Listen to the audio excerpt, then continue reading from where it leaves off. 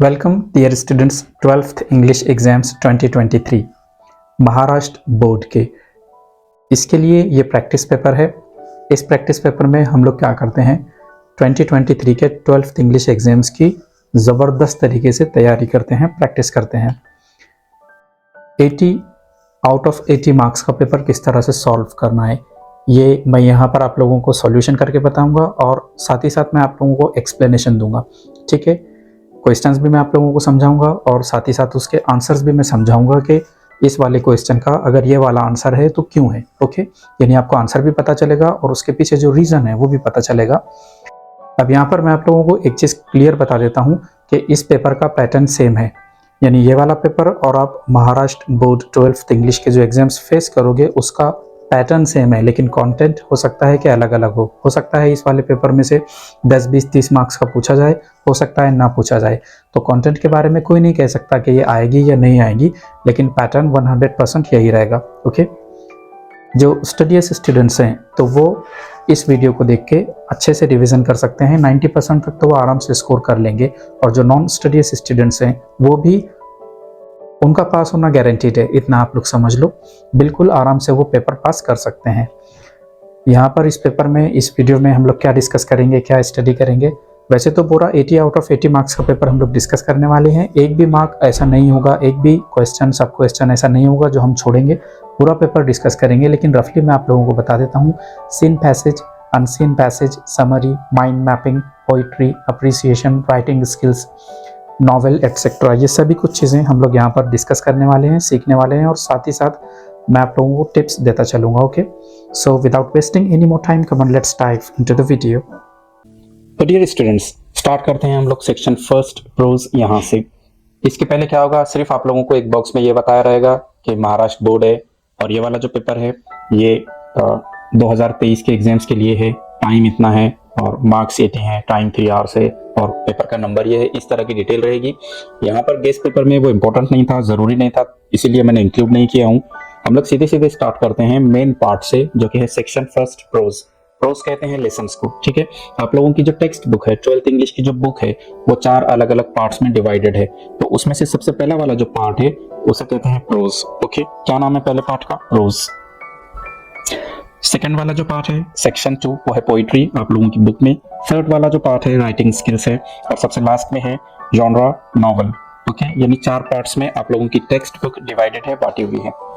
यहाँ पर question number first का जो ए है, स्क्रीन पर जो आप लोग देख सकते हैं, एक्चुअली 12 मार्क्स के लिए है और फर्स्ट का जो बी होगा वो 4 मार्क्स के लिए होगा। समझ रहे हैं आप लोग? और ये टोटल मार्क्स है यहाँ पर ए और बी के 16। क्लियर? और जो फर्स्ट का ए है उसके 12 मार्क्स यहाँ पर दिए गए हैं। कंफ्यूज नहीं होना है कि 12 मार्क्स के लिए है या 16 मार्क्स के लिए है। क्वेश्चन नंबर फर्स्ट 16 मार्क्स के लिए है, जिसमें से ए वाला पोर्शन आप लोगों का 12 मार्क्स के लिए है और बी वाला 4 मार्क्स के लिए होगा। यहाँ पर आप लोगों को एक पैसेज गिवन है, ठीक है, और इस पैसेज को पढ़कर आप लोगों ने एक्टिविटीज के आंसर्स लिखना है। यहाँ तक क्लियर है? ये वाला सीन पैसेज है। सीन पैसेज या टेक्सचुअल पैसेज उसे कहते हैं जो आपकी टेक्स्ट बुक से आता है। क्लियर? और अनसीन पैसेज या नॉन टेक्सचुअल पैसेज उसे कहते हैं जो टेक्स्ट बुक से बाहर से आता है। वो वाला थोड़ा सा मुश्किल जाएगा, ये वाला थोड़ा सा इजी जाएगा आप लोगों को। सबसे पहली चीज आप लोगों ने ये करना है कि दिए गए पैसेज को अच्छे से पढ़ लेना है, रीडिंग करनी है उसकी, ताकि आप लोगों को ये पता चल जाए कि किस क्वेश्चन का क्या आंसर है। या अगर आप लोगों को ये नहीं भी पता चलता है, सिर्फ इतना भी मालूम पड़ता है आप लोगों को कि आंसर दिए गए पैराग्राफ के किस पार्ट में है, स्टार्ट में है, मिडल में है, एंड में है, तो भी चलेगा। बट सबसे पहले मैं एडवाइस करूंगा कि आप लोग दिए गए एक्सट्रैक्ट यानी पैराग्राफ को अच्छे से पढ़ लें। स्टार्ट करते हैं हम लोग। It was nearly midnight, लगभग आधी रात थी। When the astrologer reached home, तब वो ज्योतिषी, एस्ट्रोलॉजर यानी ज्योतिषी, अपने घर आया। His wife was waiting for him, उसकी पत्नी, उसकी बीवी उसका इंतजार कर रही थी। At the door and demanded explanation, दरवाजे पर खड़ी थी उसका वेट करते हुए और हस्बैंड के आते ही उसने पूछा, क्यों, किधर, देर क्यों हो गई? Okay, He flung the coins at her, तब उसने सिक्के अपनी पत्नी की तरफ उछाले। उसके हाथ में कुछ सिक्के थे, ज्योतिषी के हाथ में, उसने वो फेंके। एंड सेड, और बोला, काउंट देम, इन्हें गिनो, मतलब सिक्के जो हैं इन्हें गिनो। One man gave all that, पूरे के पूरे सिक्के किसी एक बंदे ने दिए हैं, ऐसे ज्योतिषी ने अपनी पत्नी से कहा। क्लियर? 12.5 आनास, 12 और आधा आना। अब आप लोगों को ये चीज थोड़ी मुश्किल जाएगी, आजकल रुपया चलता है, ठीक है, मगर रुपया से पहले क्या चलते थे, आना चलते थे, 4 आना, 8 आना, 12 आना। तो ये वो लैंग्वेज है, 12.5 आनास। शी सेड, उसने कहा, काउंटिंग, गिनते हुए। शी वाज ओवरजॉयड, अब वो बहुत ज्यादा खुश हो गई थी। क्या पत्नी है, पहले तो वो टेंशन में थी कि तुम लेट क्यों आए, बट जैसे ही हस्बैंड ने उसे सिक्के दिए तब वो जरूरत से ज्यादा खुश हो गई। ओवरजॉयड यानी बहुत ज्यादा खुश हो गई। I can buy some jaggery and coconut tomorrow, मैं खरीद सकती हूँ कुछ गुड़, जैगरी यानी गुड़, और कुछ खोपरा कल। The child has been asking for sweets for so many days now, बच्चा या बच्ची पूछ रही थी मिठाई के लिए, यानी मिठाई के लिए कह रही थी वो कितने दिनों से, तो अब तुम पैसे ले आए तो मैं कुछ मिठाई बनाऊंगी। I will prepare some nice stuff for her, तो मैं बनाऊंगी कुछ बढ़िया सी चीज उसके लिए, बच्ची के लिए। Okay.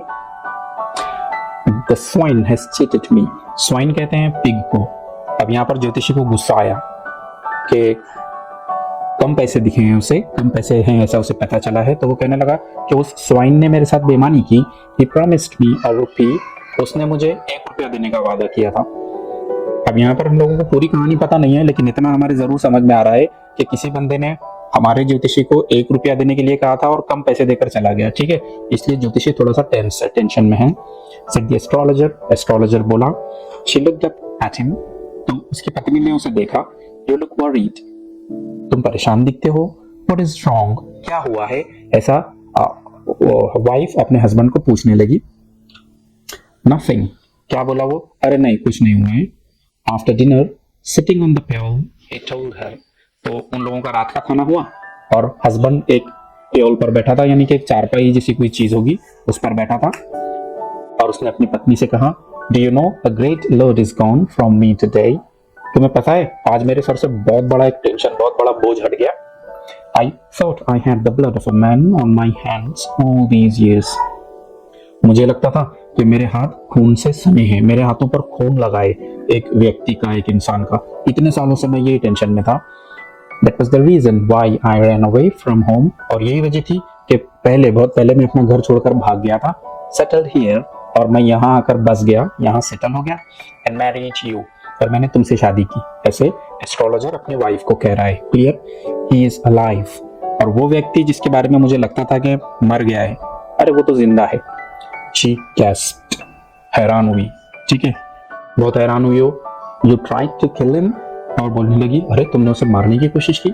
Yes, in our village when I was a silly youngster, astrologer कहने लगा, हाँ भाई हमारे गांव की बात है, जब मैं बेवकूफ नौजवान था, बहुत पहले की बात है, शुरू की। वी ड्रैंक, तब हम लोगों ने जुआ खेला, दारू पी, गैम्बल्ड, जुआ खेला, and quarrelled badly one day, और बहुत बुरी तरह से झगड़ा किया एक दिन। Why think of it now, भला आप क्या सोचना है इस बारे में। टाइम टू स्लीप, चलो सोने का वक्त हुआ। ही सेड यॉर्निंग, उसने कहा, और जमाही लेना यानी बड़ा मुंह खोलना, और पता है आप लोगों को, ठीक है। And stretched himself on the pale, और उस चारपाई पर, उस पलंग जैसी चीज पर, खाट पर वो स्ट्रेच्ड हो गया, यानी अपने हाथ पैर उसने लंबे कर दिए, वो लेट गया, वो सो गया, ठीक है। एग्जाम्स में भी डियर स्टूडेंट्स आप लोगों ने ठीक ऐसे ही क्वेश्चंस को, दिए गए पैराग्राफ को, क्वेश्चंस को केयरफुली पढ़ना है। हम लोग आते हैं आगे के सेक्शन पर, देखते हैं एक्टिविटीज क्या हैं। यहाँ पर क्वेश्चन नंबर फर्स्ट का ए है, we write the following sentences and state whether they are true और फॉल्स। यहाँ पर जो सेंटेंसेस दिए गए हैं उन्हें लिखना है, रीराइट यानी फिर से लिखना है और बताना है आप लोगों को ये ट्रू है या फिर ये फॉल्स है, ठीक है। तो बिल्कुल फर्स्ट वाला जो सेंटेंस है आपके पास में वो है, the man reached home late at night, कि वो आदमी काफी लेट अपने घर गया। हमें पता है ये सेंटेंस बिल्कुल सही है। क्यों सही है मैं आप लोगों को बताता हूँ। ये देखिए यहाँ पर लिखा है, इट वॉज नियरली मिडनाइट, लगभग आधी रात थी, ठीक है। तो ये वाला स्टेटमेंट हम ट्रू करते हैं। हम लोगों को पता है कि हम लोगों को वन वर्ड में आंसर नहीं लिखना है, फिर से पूरा सेंटेंस लिखकर हम लोगों को, ये देखिए रीराइट यानी फिर से पहले तो सेंटेंस लिखना है और आगे लिखना है ट्रू। क्लियर, तो इस तरह से आंसर लिखेंगे आप लोग। First, the man reached home late at night, और उसके आगे लिखा हम लोगों ने ट्रू। सेकंड वाला है, the wife guessed that her husband was worried, पत्नी ने अंदाजा लगाया कि उसके जो मिस्टर हैं वो थोड़े से परेशान हैं, ठीक है। ये बात हम लोगों को पता है कि ये स्टेटमेंट ट्रू है, ओके। पूरा सेंटेंस लिखते हैं हम लोग, the wife guessed that her husband was worried, और यहाँ पर टू लिखते हैं। थर्ड वाला जो है, the man lived in a big city in his past, कि वो आदमी पास्ट में, भूतकाल में एक बहुत बड़े शहर में रहता था। नहीं भाई, ये तो सही नहीं है, वो एक छोटे से गांव में रहता था, है ना, विलेज कहा था उस आदमी ने। मैं आप लोगों को बताता हूँ। ये देखिए यहाँ पर लिखा है इस वाली लाइन में, यस इन आवर विलेज, कि हाँ हमारे गांव की बात है, हमारे गांव में। तो हम लोग ये वाले स्टेटमेंट को फॉल्स लिखते हैं। यहाँ पर लिखा हम लोगों ने third statement, the man lived in a big city in his past, और इसे फॉल्स किया। और लास्ट वाला जो है, the wife was not surprised at all, कि उसकी जो बीवी थी उसे बिल्कुल भी हैरत नहीं हुई थी। हैरत तो हुई थी, उसकी बीवी ने एक जगह क्या किया था, गैस्प किया था। गैस्प यानी बिल्कुल सरप्राइज्ड हो जाना। ओके, असल में एक दो जगह उसकी बीवी को हैरत हुई थी। तो ये वाले स्टेटमेंट को हम लोग फॉल्स लिखते हैं। नंबर 4 लिखा हम लोगों ने और आगे लिखा फॉल्स। तो यहाँ पर क्वेश्चन नंबर 1 का जो ए है 2 मार्क्स के लिए, वो हमने कंप्लीट किया। 4 आप लोगों के पास में सब क्वेश्चंस थे। सब क्वेश्चंस यानी छोटे वाले क्वेश्चंस। अगर मेन क्वेश्चन है तो उसे हम लोग क्वेश्चन कहेंगे, और उससे छोटा है तो सब क्वेश्चन कहेंगे। आधा आधा आधा और आधा, टोटल 2 मार्क्स यहाँ पर आपके होते हैं। हम लोग देखते हैं क्वेश्चन नंबर 1 का बी क्या है। कि देखिए यहाँ पर आप लोगों को एक्टिविटी दी हुई है। क्वेश्चन में ये जो एक्टिविटी है, आंसर पे भी आप लोगों को ये उतारना है, बनाना है, ड्रॉ करना है। Complete the following activity, 2 marks के लिए है। रिएक्शन ऑफ वाइफ, उसकी पत्नी ने क्या रिएक्शन दिया, और रीजन, और रिएक्शन के रीजन क्या थे। ठीक है, हम लोग कैसे लिख सकते हैं आंसर। आंसर में हम लोग लिखते हैं रिएक्शन ऑफ वाइफ, क्या रिएक्शन दिया था उसकी बीवी ने। तो 1 में लिखा हम लोगों ने शी वाज ओवरजॉयड, कि वो बहुत ज्यादा खुश हो गई थी। ठीक है, और दूसरा क्या रिएक्शन दिया था उसने, शी वाज सरप्राइज्ड, उसे हैरत हुई थी। ओके, और रीजन क्या थे, क्यों ज्यादा खुश हुई थी, क्यों उसे हैरत हुई थी। तो 1 का रीजन लिख रहे हैं हम लोग, शी वाज ओवरजॉयड, उसे काफी खुशी हुई थी। तो वजह लिख रहे हैं हम लोग, she was overjoyed because her husband had earned 12.5 Anas, क्योंकि उसके पतिदेव ने 12.5 आनास इतनी कमाई करके वापस आए थे, घर आए थे, इसलिए वो ओवरजॉयड हुई थी। और सरप्राइज्ड, इसका रीजन हम लोगों ने लिखा, she was surprised because she came to know that her husband had tried to kill somebody in the past। और सरप्राइज्ड इसलिए हो गई थी कि उसे पता चला था कि ये जो मेरे सामने बैठे हैं, मेरे पतिदेव, इन्होंने एक जमाने में किसी को मारने की कोशिश की थी। He tried to murder someone, इसलिए वो सरप्राइज्ड हो गई थी, है ना। तो रिएक्शन में हमने लिखा यहाँ, और रीजंस हमने यहाँ पर लिखे हैं उसके। अगला वाला देखते हैं हम लोग। यहाँ भी आप लोगों को एक्टिविटी है, A3 है, कंप्लीट द फ्लो चार्ट। अब फ्लो चार्ट मतलब यहाँ पर कुछ डिटेल्स आपको दी हैं और बाकी मिसिंग है, आपको फिलअप करना ही है। जैसे कि यहाँ पर लिखा है, before the murder attempt the husband and his friend, कि जब पति ने यानी कि एस्ट्रोलॉजर ने अपने दोस्त को मारना चाहा, मर्डर की अटेम्प्ट की, उससे पहले दोस्त ने और पति ने क्या क्या किया। यहाँ पर एक काम लिख सकते हैं आप लोग, यहाँ पर एक और यहाँ पर एक। सोचो क्या किया था उन्होंने। मैं आप लोगों को पैसेज बताता हूँ। ये देखो, वी ड्रैंक, हम लोगों ने दारू पी, गैम्बल्ड, जुआ खेला, एंड क्वारल्ड, और हम लोगों ने झगड़ा किया। 3 चीजें आ गई, तो ये हम लोग एक्टिविटी में लिखते हैं। ये देखिए, drank, gambled and quarrelled badly. इस तरह से आप लोग दी गई एक्टिविटीज को कंप्लीट कर सकते हैं। ये वाले जो रेक्टेंगल्स हैं, ये वाली जो लाइन है, ये जो खड़ी लाइन से सब बनाना है आप लोगों ने। क्लियर। A3 हुआ है हमारा। हम लोग देखते हैं A4 क्या है। यहाँ पर A4 में है, gambling is not a good thing, जुआ खेलना कोई बहुत अच्छी बात नहीं है। Explain the statement in your own words, आप अपने वर्ड्स में इस स्टेटमेंट को समझाओ। देखिए, ये वाला जो क्वेश्चन होता है, इसे हम लोग कहते हैं PRT। क्या कहते हैं हम लोग, PRT, मतलब पर्सनल रिस्पॉन्स टाइप। इस वाले क्वेश्चन की का जो आंसर आएगा वो आप लोगों को अपने हिसाब से अपने मन से देना रहता है। मान लो एक क्लास में 50 स्टूडेंट्स हैं, तो पर्सनल रिस्पॉन्स टाइप क्वेश्चन के 50 अलग अलग आंसर्स हो सकते हैं। तो यहाँ पर आप अपने हिसाब से कोई भी अच्छा सा आंसर लिख सकते हैं। ठीक है, जैसे कि क्या आंसर सूट होगा मैं बताता हूँ। The above statement is correct, कि हाँ भैया ये वाली बात तो बिल्कुल सही है कि गैम्बलिंग कोई अच्छी चीज नहीं है। Because of gambling we lose money, एक तो हम पैसे हार जाते हैं। People quarrel because of gambling, और लोग गैम्बलिंग की वजह से झगड़ा करते हैं। It's a wastage of time and energy, उसमें लोगों का टाइम जाता है, जुआ खेलने में एनर्जी जाती है। Even if we consider that one out of many wins, अगर हम ये भी मान लें कि कई लोगों में से कोई एक जीतता है इन गैम्बलिंग, जुए में, the winner loses the money because it's easy money, तो जीतने वाला भी अपने पैसे को संभाल कर नहीं रखता है, वो कहीं और जाकर उसे खर्च करता है, उड़ा देता है, क्योंकि ये इजी मनी होती है। The money earned easily and by wrong means parts soon, ऐसा पैसा जो आसानी से मिल जाता है, ठीक है, या गलत तरीके से कमाया जाता है, पार्ट्स सून, वो हमसे दूर भी चला जाता है पैसा जल्दी से, हम उसे संभाल के नहीं रख पाते। Okay, personal response type questions 2 marks के लिए होंगे, लगभग 4 क्वेश्चंस पूछे जाएंगे और आप लोगों ने 4-5 लाइंस में इसका आंसर लिखना है। याद रखो, अगर आप लोगों को लगता है 2 मार्क्स के लिए आप एक सिंगल वर्ड लिख देंगे और आप लोगों को इतने मार्क्स मिल जाएंगे, तो एग्जामिनर लोग इतने काइंड नहीं है। ठीक है, मैं खुद भी एक एग्जामिनर हूँ, तो 4-5 लाइन तो आप लोगों ने एटलीस्ट लिखनी है। ठीक है, A4 हो गया हमारा। हम लोग देखते हैं A5 क्या है। ये रहा आपका A5, लैंग्वेज स्टडी। फर्स्ट है, शी वाज ओवरजॉयड, उसे बहुत ज्यादा खुशी हुई थी। यहाँ पर पत्नी की बात हो रही है। ठीक है, the correct exclamatory form of the sentence is, ये वाला जो सेंटेंस है इसकी एक्सक्लेमेटरी फॉर्म क्या होगी। यहाँ पर 4 ऑप्शन है आप लोगों को। फर्स्ट है, हाउ ओवरजॉयड शी इज, ये तो नहीं आएगा क्योंकि सेंटेंस में वॉज है। हाउ ओवरजॉयड शी वाज, ये वाला आना चाहिए। हम लोग डी के साथ जाते हैं, लॉक किया जाए। सी है व्हाट ओवरजॉयड शी वाज, ये भी नहीं और डी भी नहीं आएगा। देखिए यहाँ पर तो मैं आप लोगों को आंसर बता रहा हूँ, बट एग्जाम्स में किस तरह से आप लोग दिए गए क्वेश्चंस के आंसर्स लिखेंगे, इसके लिए मैं आप लोगों को एक बढ़िया सी टिप देता हूँ। ठीक है, लाइफ टाइम के लिए इंग्लिश की झंझट आप लोगों की दूर हो जाएगी। हमारे चैनल पर एक प्ले लिस्ट है, उसका नाम है Jeffy free spoken English course. 4-5 दिन में मैं एक लेक्चर वहां पर डालता हूँ और स्टूडेंट्स को फ्री ऑफ कॉस्ट बिल्कुल फ्री में इंग्लिश सिखाता हूँ। आप लोग चैनल पर सब्सक्राइब कर सकते हैं, बेल नोटिफिकेशन को दबा सकते हैं। 11th हो, 12th हो, 5th क्लास हो, BSc हो, BA हो, जो भी क्लासेस के स्टूडेंट्स हैं इससे सीख सकते हैं और हमेशा हमेशा के लिए आप लोग इससे जुड़े रह सकते हैं। हम लोग फिलहाल के लिए ऑप्शन बी के साथ जाते हैं, देखते हैं आंसर। सही जवाब, हाउ ओवरजॉयड शी वाज। इस तरह से आप लोगों को लिखना है। जब भी आप लोग एक्सक्लेमेटरी सेंटेंस लिखो तो ये वाला जो मार्क है ये याद से लगाना। अगर पंक्चुएशन मार्क्स नहीं है तो एग्जामिनर लोग आपके मार्क्स कट करेंगे। अगला वाला देखते हैं हम लोग। यू लुक वरीड, तुम चिंतित दिखते हो, तुम फिक्रमंद दिखते हो, ऐसा वाइफ ने अपने हस्बैंड को पूछा था। The correct question tag would be, तो आप लोग क्या क्वेश्चन टैग लगा सकते हैं यहाँ पर। You look worried, are you, you look worried, don't you, sorry do you, don't you, isn't you. चारों में से क्या आना चाहिए, आना चाहिए डोंट यू। सी वाले के साथ जाते हैं हम लोग। ये देखिए, you look worried, don't you. इस तरह से आप लोग एग्जाम्स में लिखेंगे।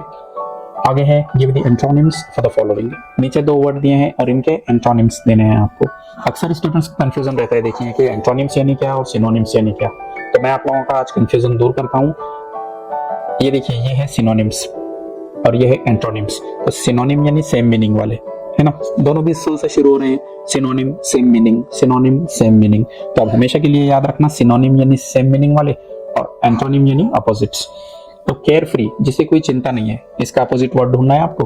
और डेड, जो मर गया है, उसका अपोजिट वर्ड ढूंढना है। ठीक है, क्या लिख सकते हैं हम लोग।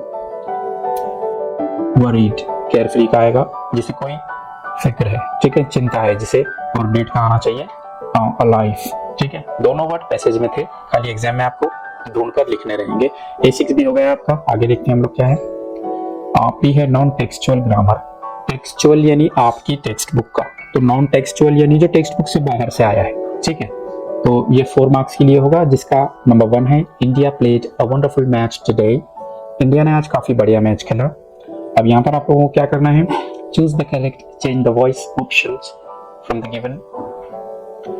यहाँ पर 4 ऑप्शंस हैं, इनमें से कौन सा वाला सही है। India played a wonderful match today, इसका आना चाहिए a wonderful match was played, है ना, इस तरह से आना चाहिए बाय इंडिया टुडे। तो ऑप्शन ए के साथ जाते हैं हम लोग, बाकी नहीं आएगा। ये देखिए, इंडिया प्लेड सिंपल पास्ट है, तो हैज बीन तो नहीं आएगा, इज भी नहीं आएगा, और ये वाला तो गलत है। ये वाला तो मतलब अ वंडरफुल मैच प्लेड, इसमें हेल्पिंग वर्ब नहीं है, तो ये पैसिव बन ही नहीं सकता। हम लोग ए के साथ जाते हैं। A wonderful match was played by India today, ये देखिए सही आंसर है। इस तरह से आप लोगों ने एग्जाम्स में लिखना है, सिर्फ ए करके मत छोड़ देना। स्टार्ट में ही मैंने आप लोगों को बताया हूँ कि अगर आप लोग सिर्फ नंबर डाल के छोड़ते हैं तो मार्क नहीं मिलेगा, आप लोगों को सामने पूरी ऑप्शन लिखना पड़ेगी। क्लियर, आगे देखते हैं हम लोग क्या है। नंबर 2 है you dash study for the exams. अब डैश में क्या आएगा, choose an option from the below which suggests a strong obligation, यानी जिसमें काफी फोर्स देकर कोई बात कही गई है, चिल्ला चिल्ला कर कोई बात कही गई है, समझाई गई है। ठीक है, कि भैया एग्जाम्स के लिए पढ़ो पढ़ो पढ़ो, तो you will study for the exams, नहीं, ये तो नहीं जमेगा। यू शुड स्टडी, हाँ भाई तुम्हें पढ़ना चाहिए। शुड कब बोलते हैं हम लोग, इससे ज्यादा हम लोग कोई बात पे फोर्स नहीं कर रहे हैं, हाँ भाई ठीक है जाओ कर लो, ऐसा। शुड भी नहीं आएगा। कुड यानी तुम ये काम कर सकते थे, यू कुड हेल्प मी, तुम मेरी मदद कर सकते थे, ये भी नहीं आएगा। जब ए, बी और सी नहीं आएगा तो फिर क्या आएगा, मस्ट आएगा। मस्ट का मतलब होता है करना चाहिए, बिल्कुल करना चाहिए, यकीनन करना चाहिए आपने, ठीक है। और शुड का मतलब कैसा होता है, हाँ भाई करना चाहिए, इस टाइप। ये वाला डिफरेंस है। तो हम लोग जाते हैं मस्ट के साथ। ये देखिए answer, you must study for the exams. इस तरह से आप लोग एग्जाम्स में लिखेंगे। Meena submitted her assignments in time. Meena ने समय रहते अपने असाइनमेंट्स सबमिट कर दिए। इसे आपने पास्ट परफेक्ट कंटिन्यूअस टेंस में लिखना है। Meena submitted her assignments in time. Past perfect भी होना चाहिए और कंटिन्यूअस। अब यहाँ पर कंटिन्यूअस मतलब सेंटेंस में वर्ब में आईएनजी आना चाहिए, ठीक है। तो देखिए सबमिटेड, ये तो यही कैंसिल हो गया, सबमिटेड भी कैंसिल हो गया। ये दो में थोड़ा सा धोखा है, कौन से वाला हो सकता है। मीना हैज बीन सबमिटिंग, ये आएगा, या हैड बीन सबमिटिंग। अब देखिए पास्ट परफेक्ट कंटिन्यूअस है तो हैज तो नहीं जा सकता, तो डी वाला आएगा। Meena had been submitting her assignments in time. ये आंसर ठीक आप लोगों के सामने, डी है, Meena had been submitting her assignments in time. Okay, आगे देखते हैं हम लोग। नंबर 4 है rewrite the following sentence and correct the error if any. यानी इस वाले सेंटेंस को डबल से लिखो, okay. And correct the error if any, अगर कोई गलती है ये वाले सेंटेंस में तो आप लोगों ने उसे करेक्ट करके लिखना है। ऐसे कैसे मत लिख देना, मार्क नहीं मिलेंगे, ओके। देखिए my friend did not answer the phone. पहले तो लगता है कि ये सही स्टेटमेंट है, ठीक है, लेकिन ऐसे नहीं है। डिड सिंपल पास्ट के लिए हेल्पिंग वर्ब है, ओके। तो जब डिड आता है ना तो उसके साथ वर्ब की सेकंड फॉर्म नहीं आती, उसके साथ वर्ब की फर्स्ट फॉर्म आती है। तो आंसर्ड नहीं आएगा, आंसर आएगा, ठीक है। हम लोग कहते हैं ना आई डिड नॉट गो, मैं नहीं गया था, हम लोग ये नहीं कहते आई डिड नॉट वेंट। ये देखिए my friend did not answer the phone, तो आपको करेक्ट करके ऐसे लिखना है। क्वेश्चन नंबर 2 स्टार्ट होता है हमारा। ये वाला भी ऐसे ही है, पैसेज है, उसे पढ़ना है और आंसर देना है। अब आप लोग पूछोगे कि सर क्वेश्चन नंबर फर्स्ट में और सेकंड में फिर डिफरेंस क्या है। अगर दोनों सेम है तो डिफरेंस ये है, फर्स्ट वाला आपकी टेक्स्ट बुक से था, इसीलिए आप कहते हैं ये सीन पैसेज है, ये टेक्सचुअल पैसेज है। सेकंड वाला आपकी टेक्स्ट बुक से नहीं आया है, किताब में से नहीं पूछा गया है, बाहर से पूछा गया है, इसका मतलब ये अनसीन पैसेज है या ये नॉन टेक्सचुअल पैसेज है। समझ गए? देखते हैं हम लोग, थोड़ा ध्यान से देखो क्योंकि पैसेज आप लोगों के लिए नया है, इससे पहले आप लोगों ने पढ़े नहीं है, तो बी केयरफुल। स्टार्ट करते हैं हम लोग। To share our ideas and thoughts, हमारे ख्यालात जो हैं, जो आइडियाज हैं, हमारे जो थॉट्स हैं, उन्हें शेयर करने के लिए हम लोग क्या करते हैं, वी यूज कम्युनिकेशन। हम लोग बातचीत करते हैं। जैसे आपको अपने फ्रेंड को सजेशन देना है कि भैया तू बकवास दिख रहा है, तो हम लोग क्या करते हैं, ये वर्ड्स यूज करते हैं कि भैया तू बकवास दिख रहा है, ओके।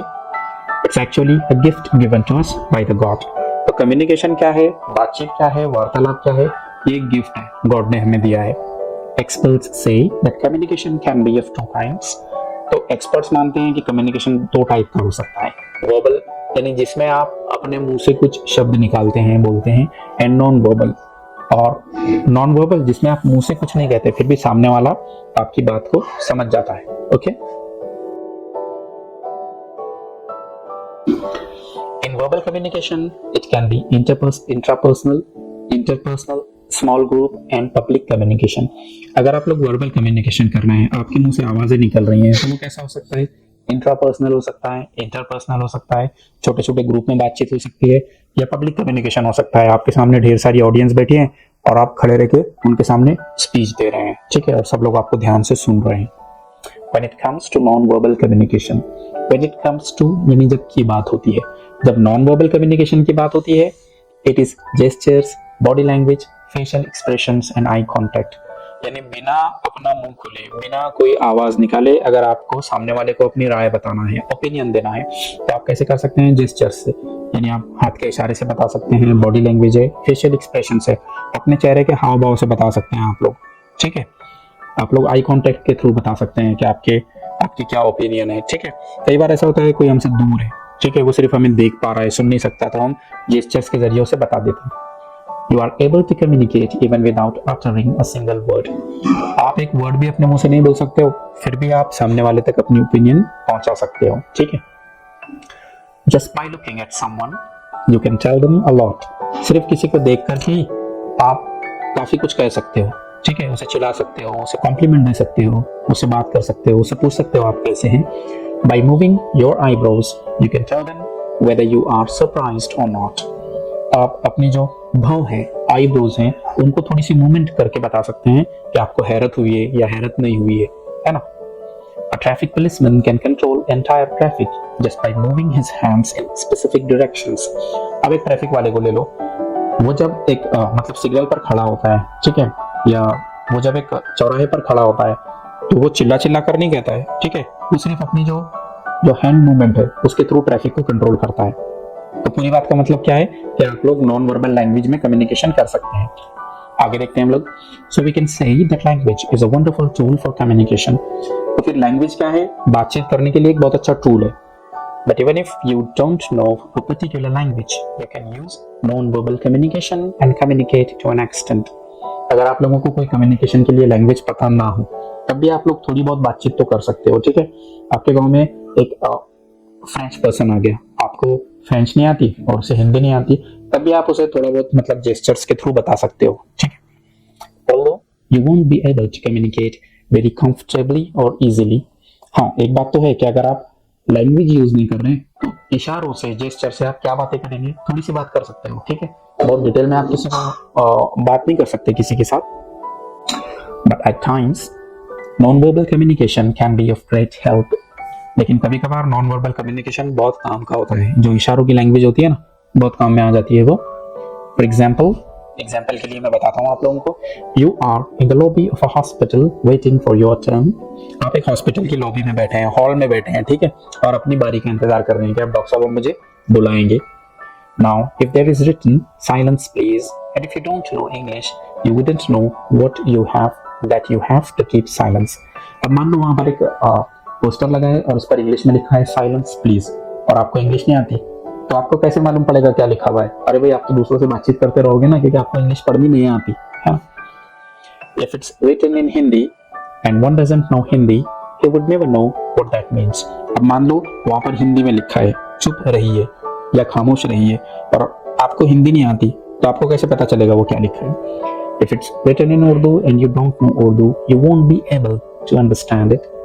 मान लो उर्दू में लिखा है वहां पर कि खामोशी रखिए, ठीक है, अब आपको उर्दू नहीं आती तो क्या करोगे आप? बट, लेकिन, किंतु, परंतु, अगर, मगर, if instead of a language there is picture of a boy with his finger on his lips, you would easily guess the meaning.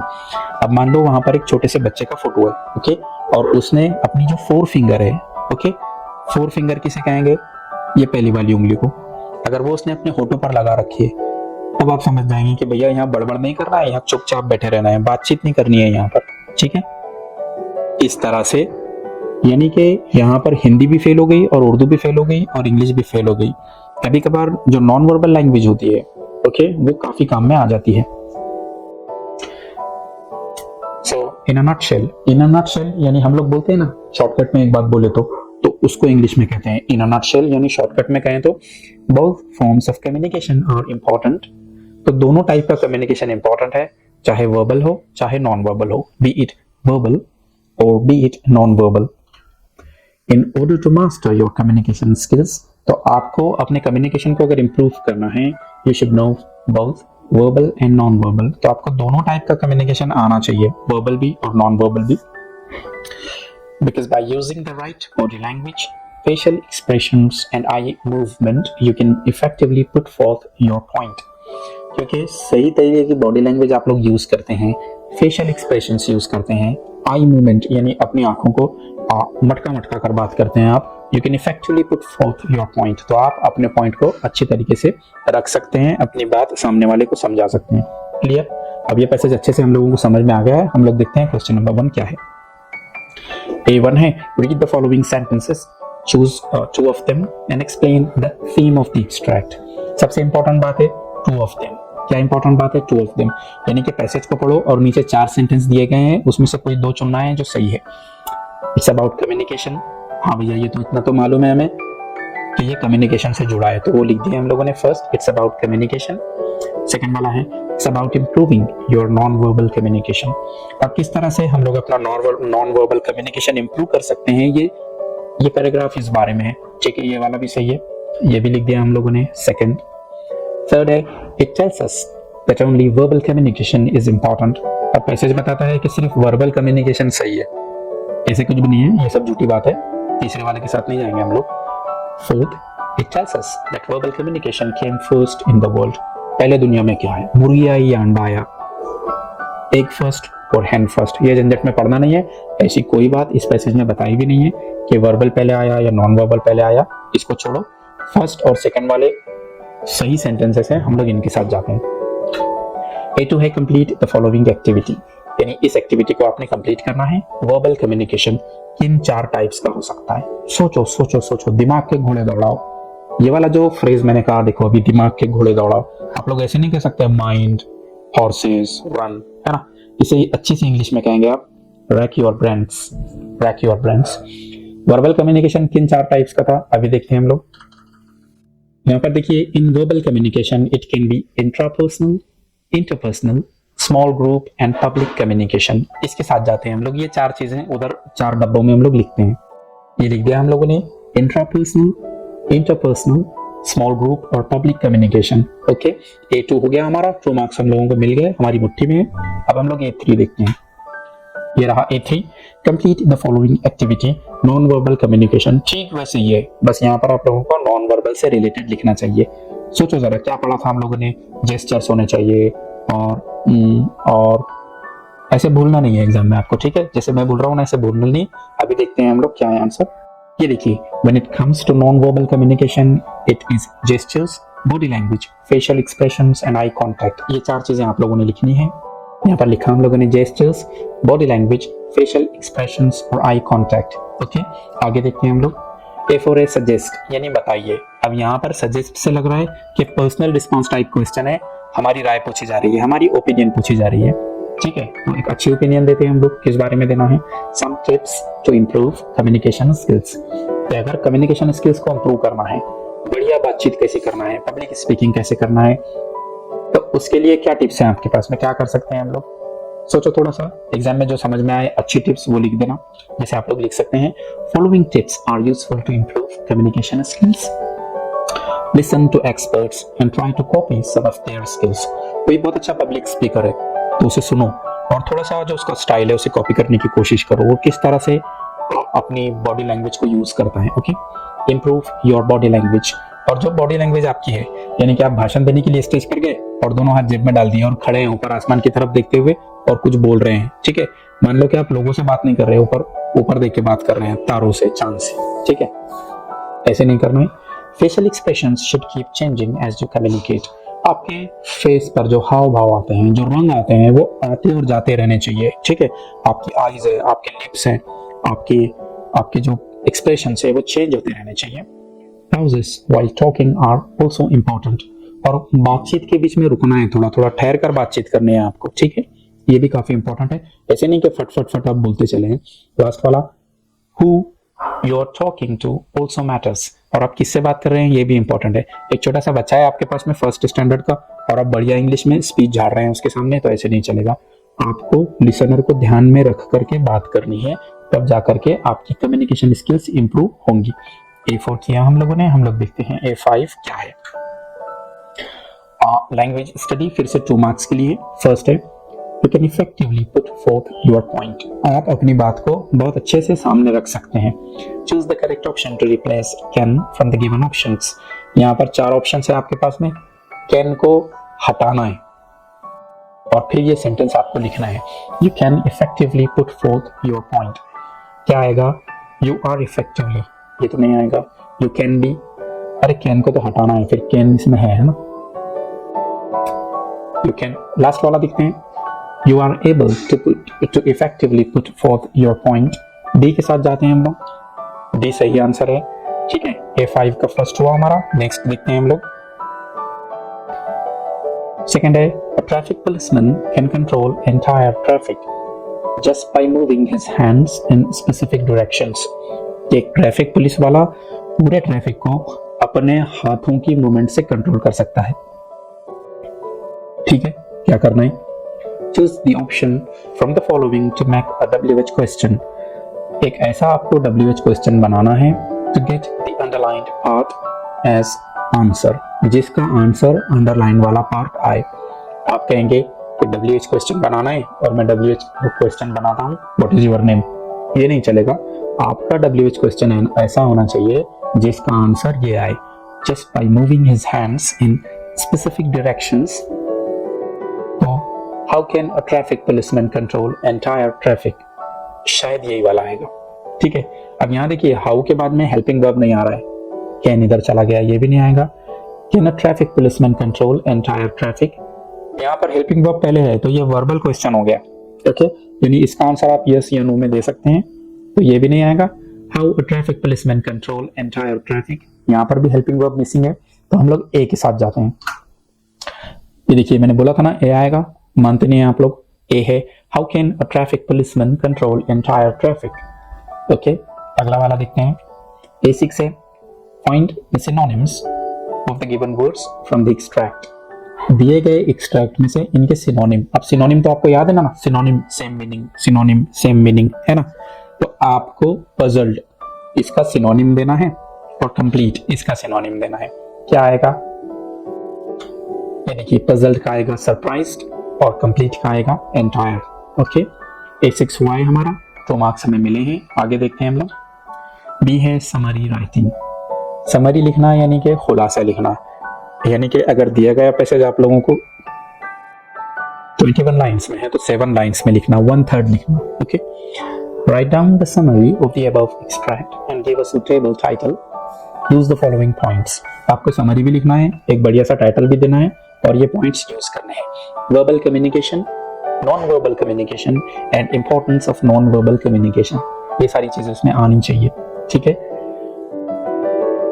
दिए हुए पैसेज में से आप लोग सेंटेंसेस को एज इट इज कॉपी नहीं कर सकते, कॉपी नहीं करना है, उन्हें समझना है और अपनी लैंग्वेज में लिखना है। एक बढ़िया समरी ऐसे लिख सकते हैं आप लोग। कम्युनिकेशन, सबसे पहले हम लोगों ने टाइटल दिया क्योंकि टाइटल के मार्क्स होते हैं। बच्चे सोचते हैं कि टाइटल बाद में देंगे और बाद कभी आता नहीं और वो लोग टाइटल कभी देते नहीं है, ओके। कम्युनिकेशन के बारे में हम लोग लिख सकते हैं, communication can be verbal and non verbal. Verbal communication can be intrapersonal, interpersonal, small group and public speaking. In non-verbal communication, it can be gestures, body language, facial expressions and eye contact. As of non-verbal communication, you can communicate without saying a single word by your mouth. यहाँ पर मैं आप लोगों को translation नहीं बता रहा हूँ क्योंकि ये पैसेज थोड़ी देर पहले मैंने आप लोगों को एक्सप्लेन किया हूँ, और ऐसे नहीं है कि ये जो मैंने लिखा हूँ सिर्फ यही सही आंसर है बाकी सब गलत है, ऐसे नहीं है। अगर इसका आप अपने हिसाब से दूसरा आंसर भी लिखते हैं जिसमें आपने इंपॉर्टेंट पॉइंट्स कवर किए हैं, तब भी आपको पूरे मार्क्स मिल जाएंगे, ठीक है। हम लोगों को एग्जामिनर्स लोगों को जो मॉडल आंसर दिया गया होता है उसके अंदर कोई पैराग्राफ नहीं लिखा होता है कि ऐसा रहा तो मार्क दो, अदरवाइज मार्क मत देना, ऐसे नहीं रहता है। हम लोगों को कहा गया रहता है कि इंपॉर्टेंट पॉइंट्स रहे तो मार्क दो। तो आपने क्या करना है, क्वेश्चन में जो पॉइंट्स थे ये वाले, इनके हिसाब से लिखना है, ओके, तब आपको मार्क्स मिल जाएंगे। आगे लिखा हम लोगों ने, even if you don't no a language, you can communicate to an extent. Suppose in a hospital, if you see a picture of a boy holding his finger to his mouth, you know that you have to keep mum there. To master verbal communication, we should also master non-verbal communication. इस तरह से हम लोगों ने लिखा है। सी है mind mapping. मैं आप लोगों को बताता हूँ, एक जमाने में क्वेश्चन हुआ करता था ट्री डायग्राम, उस टाइप का क्वेश्चन है और थोड़ा सा डिफिकल्ट हो सकता है। अगर आप लोगों को माइंड मैपिंग की प्रैक्टिस करनी है तो हमारा जो चैनल है JP Javed English for you, यहाँ पर जो प्ले लिस्ट है 12th English exams Maharashtra board 2023, यहाँ पर माइंड मैपिंग के काफी सारे वीडियोस मैंने बनाकर रखा हूँ। आप लोग उन्हें देख लें तो आप माइंड मैपिंग के एक्सपर्ट हो जाओगे, ठीक है। क्वेश्चन है, develop a mind map on the topic parts of speech with proper flow, design and structure.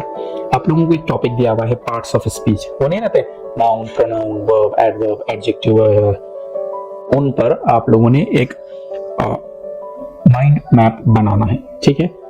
किस तरह से बना सकते हैं हम लोग, देखिए ये माइंड मैप है, ठीक है।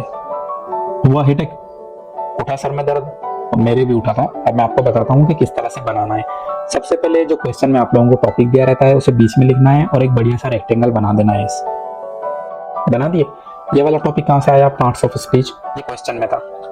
ये देखिए पार्ट्स ऑफ स्पीच, तो ऐसे ही आप लोगों ने आंसर में बनाना है। यहाँ पर लिखा है पार्ट्स ऑफ स्पीच। अब हमको मालूम है पार्ट्स ऑफ स्पीच 8 है, तो 4 हम लोगों ने ऊपर लिखे, नाउन, प्रोनाउन, वर्ब, एडवर्ब, और 4 हम लोगों ने नीचे लिखे, adjective, conjunction, interjection and preposition, ठीक है। प्रीपोजिशन नहीं है, ये प्री नहीं है, प्रे, है ना, सुनने में भी अच्छा लगता है प्रपोजिशन इस तरह से। अब पार्ट्स ऑफ स्पीच में जो नाउन है ये उसके पार्ट्स हो गए common, proper, singular and plural. जो प्रोनाउन है ये उनके पार्ट्स हो गए relative, reflexive, personal and possessive.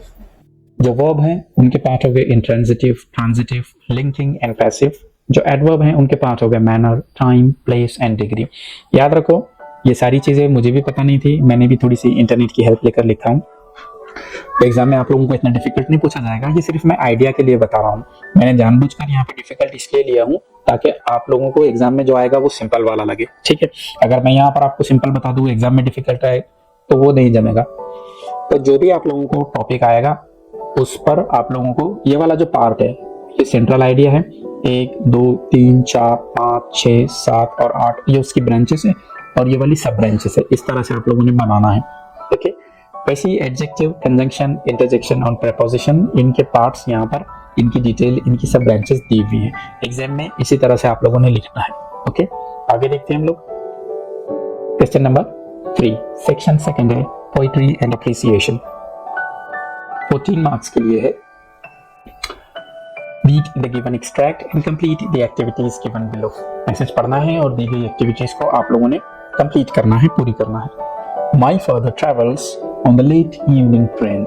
मेरे जो पिताजी हैं, मेरे जो डैडी हैं, वो ट्रैवल करते हैं शाम की ट्रेन से, ओके। वो ट्रेन भी लेट रहती है। Standing among silent commuters। उन्हें खड़े होना पड़ता है, कम्यूटर्स यानी पैसेंजर लोगों के बीच में। In the yellow light, yellow light के पास। Suburbs slide past his unseeing eyes। Suburbs यानी छोटे छोटे गांव, छोटी छोटी बस्तियां उनकी नजरों के सामने से जाती हैं। आपने ट्रेन के दरवाजे में खड़े होते तो ऐसा लगता है कि चीजें वहां से जा रही हैं, अरे चीजें वहीं रहती हैं, आपकी ट्रेन आगे जाती है, ठीक है। तो छोटे छोटे जो घर हैं या बस्तियां हैं, एरियाज हैं, वो जाते हैं his unseeing eyes, उनकी आंखों के सामने से। Unseeing eyes, वो देख नहीं रहे हैं, पिताजी उन्हें देख नहीं रहे हैं, उनका ध्यान कहीं और है, ठीक है। His shirt and pants are soggy। और जो डैडी हैं उनका शर्ट और उनकी जो पैंट है वो कैसे हैं, सॉगी। सॉगी यानी कि पसीने में थोड़े से वेट है, दिन भर का उनका स्ट्रगल है, थक गए हैं वो और अब वापस आ रहे हैं। And his black raincoat stand with mud. और एक ब्लैक रेनकोट पहन रखा है उन्होंने, उस पर भी धब्बे लग गए हैं। स्टैंड यानी धब्बे लगे हैं, मड यानी कीचड़ के। And his bag stuffed with books. और उनके पास में एक बैग है जिसमें ढेर सारी किताबें भरी हुई हैं। इज फॉलिंग अपार्ट, वो बैग भी टूट रहा है, अब एक्सपायर होने आ गया है। His eyes dimmed by age। और डैडी की जो आंखें हैं वो डिम हो गई हैं। लाइट नहीं डिम हो जाता जब पुराना हो जाता है तो ज्यादा कुछ रोशनी नहीं रहती, वैसे डैडी की आंखों में भी कोई खास रोशनी बची है क्या, नहीं बची है। Fade homeward through the humid monsoon night। और वो घर की तरफ मॉनसून नाइट, एक मॉनसून नाइट में, और वो भी ह्यूमिड मॉनसून नाइट में घर की तरफ आ रहे हैं पिताजी, ठीक है। रात हो गई, कहाँ जाएंगे, वापस घर पे जाएंगे ना। Now I can see him getting off the train. अब मैं उन्हें देख सकता हूँ कि वो ट्रेन से उतर रहे हैं। Getting off the train, train से उतरते हुए। Like a word dropped from a long sentence. जिस तरह के एक बहुत बड़ा सेंटेंस रहता है और उसमें से कोई एक शब्द, कोई एक वर्ड नीचे गिर जाता है, वैसे इतनी बड़ी ट्रेन में से पिताजी नीचे आ गए, ठीक है। He hurries across the length of the grey platform। वो जल्दी जल्दी आगे बढ़ते हैं उस ग्रे प्लेटफॉर्म पर। Crosses the railway line, enters the lane. और वो रेलवे लाइन को क्रॉस करते हैं और एक लेन में, एक गली में हो जाते हैं। His chappals are sticky with mud. उन्होंने पैरों में जो चप्पल पहन रखी है वो भी थोड़ी सी मड की वजह से, कीचड़ की वजह से चिपचिपी हो गई है ना, थोड़ा स्टिकी हो गई है वो। But he hurries onward। लेकिन वो आगे बढ़े जाते हैं, ठीक है। ये काफी बढ़िया सी पोइम है। यहाँ पर एक्चुअली कंप्लीट पार्ट नहीं दिया है इसका। अगर आप लोगों को 12th इंग्लिश के जो लेसन्स हैं, जो पोइम्स हैं, उन्हें अच्छे से समझना है, पढ़ना है, तो हमारे चैनल पर उसकी वीडियोस हैं, अगर आप लोग देखें तो अच्छी बात है। क्वेश्चंस पर आते हैं हम लोग। A1 है complete the table given below with the help of the above extract. 2 marks के लिए है। यहाँ पर है हिज शर्ट एंड पैंट्स। पिताजी की शर्ट और पैंट, क्या पढ़ा था हमने, क्या है, अभी देखकर बोलता हूँ आप लोगों को। ये देखिए यहाँ पर है His shirt and pants are soggy। soggy यानी थोड़े गीले हैं पसीने में, ऐसे लिख सकते हैं हम लोग। His black raincoat। और उनका जो रेनकोट है, क्या पढ़ा था हम लोगों ने, stained, उस पर भी धब्बे लगे हैं। His bag stuffed with books। और उनकी जो बैग है वो बैग कैसी है जिसमें किताबें भरी हुई हैं, वो भी क्या हो रही है, फॉलिंग अपार्ट, टूट फूट रही है। और हिज चप्पल्स, और चप्पल्स स्टिकी है। तो चारों जो यहाँ पर आइटम्स हैं उनकी डिटेल्स आप लोग यहाँ पर लिख सकते हैं। ये देखिए, his shirt and pants soggy, his black raincoat stand with mud, his bag stuffed with books falling apart and his chappals sticky with mud. इस तरह से आप लोग लिख सकते हैं। A1 हुआ है हमारा, ये 2 मार्क्स हम रख लेते हैं लेकर। आगे देखते हैं A2 देखते हैं हम लोग के क्या है। कंप्लीट द गिवन एक्टिविटी, यहाँ पर आप लोगों को एक एक्टिविटी दी गई है, उसे पूरा करना है। वर्ड्स और phrases related to journey, journey जो है, ट्रैवल जो करते हैं आप लोग, उससे रिलेटेड वर्ड्स या फ्रेजेस जो है यहाँ पर आप लोगों को लिखने हैं। कई सारे वर्ड्स या फ्रेजेस हैं पोइम में, आप लोगों ने लिख सकते हैं। ये देखिए हम लोगों ने लिखा ट्रेन, है ना, पोइम में ये वर्ड आया था। कम्यूटर्स यानी पैसेंजर्स, प्लेटफॉर्म ये भी आया था, और रेलवे लाइन ये भी आया था। इस तरह के वर्ड्स आप लोग लिख सकते हैं। नेक्स्ट क्वेश्चन A3 है, suggest some ways to take care of old people around us. हमारे आसपास जो ओल्ड पीपल हैं उनका हम किस तरह से टेक केयर कर सकते हैं, इस बारे में कुछ लिखना है। लिख सकते हैं हम लोग, we can take care of old people around us by giving them time. हम उन्हें समय दे सकते हैं, टाइम दे सकते हैं। It is the most important one according to me, मेरे हिसाब से सबसे ज़रूरी ये है। Whenever they are ill, we can take them to doctors. जब वो बीमार हों तब हम उन्हें डॉक्टर के पास ले जा सकते हैं। Their food, medicine, clothes, hygiene should be our responsibility. ये सारी चीज़ें हमारी रिस्पॉन्सिबिलिटी हैं। We should ask them from time to time if they need anything. हमें उनसे पूछते रहना चाहिए कि तुम्हें कोई चीज़ की ज़रूरत तो नहीं है, तुम्हें कोई चीज़ चाहिए क्या, ठीक है। इस तरह 4-5-6 लाइन्स में आप लोग PRT क्वेश्चन जो होता है, पर्सनल रिस्पॉन्स टाइप, उसका आंसर लिख सकते हैं। A3 हुआ है हमारा। हम लोग नेक्स्ट देखते हैं। A4 complete the given table on the basis of the first 4 lines of the poem. Poem की पहली 4 लाइन्स पढ़ना है आपने, और जो राइमिंग वर्ड्स हैं उन्हें यहाँ पर लिखना है, और जो राइमिंग स्कीम है उसे यहाँ पर लिखना है। फर्स्ट 4 लाइन्स देखते हैं हम लोग। ये देखिए, ये 4 लाइन्स हैं। Train, light, eyes and raincoat. Rhyming word तो कोई भी नहीं है, ठीक है। ट्रेन, लाइट, आइज और रेनकोट। अब जब राइमिंग वर्ड नहीं है तो राइमिंग स्कीम भी नहीं बनेगी। क्या लिख सकते हैं फिर हम लोग? हम लोगों ने लिखा rhyming words, there are no rhyming words. Rhyming scheme, it's a free verse. ये एक तरह की फ्री वर्स है। फ्री वर्स कहते हैं एक ऐसी पोइम को जिसमें राइमिंग स्कीम नहीं रहती है। So there is no rhyming scheme, इसलिए यहाँ पर कोई राइमिंग स्कीम नहीं है। आगे देखते हैं हम लोग। A5 है, following is a short poem with 2 lines missing. यहाँ पर एक पोइम है जिसकी 4 में से 2 लाइन्स हैं, 2 नहीं है। एक शेर है ये इंग्लिश लैंग्वेज का। And 2 lines of your own to make it complete. तो आप लोगों ने जो 2 मिसिंग लाइन्स है अपने मन से यहाँ पर लिखना है। सीधे सीधे कहें तो आप लोगों ने शायर बनना है थोड़ी देर के लिए, और कविता की 2 लाइन्स लिखनी है आप लोगों ने। उसके लिए ज़रूरी है पहली 2 लाइन्स आप लोगों को समझ में आए। एज आई रिमेंबर, जहाँ तक कि मुझे याद पड़ता है, जहाँ तक मुझे याद है, it was a rainy day. ये रेनी डे था, बारिश का दिन था। आई लुक्ड एट यू, और मैंने तुम्हें देखा। नॉट नोइंग व्हाट टू से, और मुझे पता नहीं था कि तुम्हें क्या कहना है। तुम्हें जैसे ही मैंने देखा तो मैं हैरान रह गया। ठीक है, थोड़ा सा रोमांटिक शेर है। अब एग्जाम में जैसे आपको समझ में आया वैसे आपने इसे कंप्लीट करना। यहाँ पर मैं बताता हूँ। You just smiled and then went away. तब तुमने मुझे देखकर मुस्कुराया और तुम चली गई। I see you once again I pray, और मैं अभी भी दुआ करता हूँ, ठीक है, कि मैं एक कम से कम एक बार तुम्हें और देख लूँ। इस टाइप का ये शेर है, ठीक है। भी है अप्रिसिएशन। अप्रिसिएशन क्या होता है, अप्रिसिएशन किस तरह से लिखते हैं, ठीक है, क्या चीज़ें करना है क्या नहीं करना है, सारी चीज़ों पर डिटेल वीडियोस हमारे चैनल पर हैं, आप उन्हें देख सकते हैं। यहाँ पर मैं आप लोगों को ये जो पोइम है इंडियन वीवर्स, इसका पोइटिक अप्रिसिएशन बता देता हूँ किस तरह से लिखते हैं। अब देखिए यहाँ पर लिखा है weavers weaving at break of day, कि जो वीवर लोग हैं, कपड़ा बुनने वाले जो लोग हैं, वो सुबह सुबह कपड़ा बुनते हैं। Why do you weave a garment so gay. तो लेखिका पोइट हमसे पूछ रही है कि तुम क्यों कपड़ा बुनते हो, वीव करते हो इतना खुश, गे यानी खुश। Blue as the wings of halcyon wild, और इतना ब्लू कपड़ा तुम लोग वीव कर रहे हो जितना कि एक पक्षी होता है। हेल्सियन वाइल्ड एक पक्षी होता है, स्क्रीन पर आप लोग उसकी फोटो देख सकते हैं। We weave the robes of a new born child. तो वीवर लोग पोइट को रिप्लाई करते हैं कि अरे भाई हम लोग एक कपड़ा बुन रहे हैं नए बच्चे के लिए, वो बच्चा न्यू बॉर्न है, अभी अभी इस दुनिया में आया है, उसके लिए हम लोग कपड़ा बुन रहे हैं, एक खुशी का टाइम है, एक बर्थ हुई है, इसलिए हम लोग खुश हैं। We was weaving at fall of night। फिर पोइट उनसे पूछ रहे हैं कि वीवर लोगों अभी रात का टाइम है, why do you weave a garment so bright? और तुम लोग जो कपड़ा वीव कर रहे हो, बुन रहे हो, तो ये इतना ब्राइट क्यों है? ठीक है, like the plumes of a peacock, जिस तरह के एक मोर के पर होते हैं, पर्पल एंड ग्रीन। कैसे कपड़ा है? पर्पल है और ग्रीन है। तब वीवर्स लोग रिप्लाई करते हैं we weave the marriage veils of a queen, कि हम लोग एक रानी की शादी का ड्रेस जो है तो वीव कर रहे हैं, बुन रहे हैं। अब रानी की शादी का ड्रेस मतलब समझ सकते हैं आप लोगों के। लास्ट है stanza, weavers weaving solemn and still. Still यानी शांत है, और सोलम मतलब काफ़ी सीरियस हैं वीवर्स लोग।